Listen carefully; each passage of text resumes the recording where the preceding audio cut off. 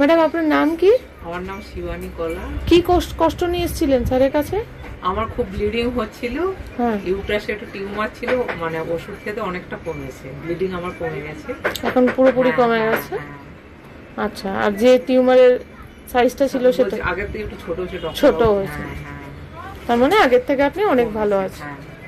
Sir এবার আপনি বলুন। এটাও কিউটেরাইন ফাইব্রয়েডের কেস।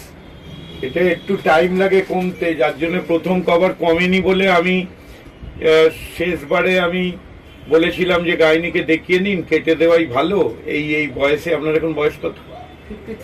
53। তার সঙ্গে ফাইব্রয়েড, তার সঙ্গে প্রফিউজ ব্লিডিং, সবসময় আমরা পারি না, কিন্তু আজকাল আমরা অনেক ক্ষেত্রেই পাচ্ছি। এই ক্ষেত্রে আমি বলেই দিয়েছিলাম যে এরপর না কমলে আপনি কাটিয়ে নেবেন, বা গাইনি যা বলে।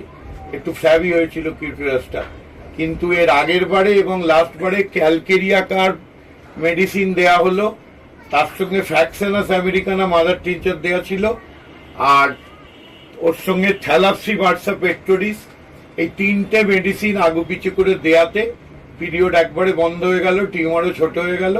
এখনো পর্যন্ত পিরিয়ড হয়নি এবং উনি পুরোপুরি সেরে যাবেন। Thank you.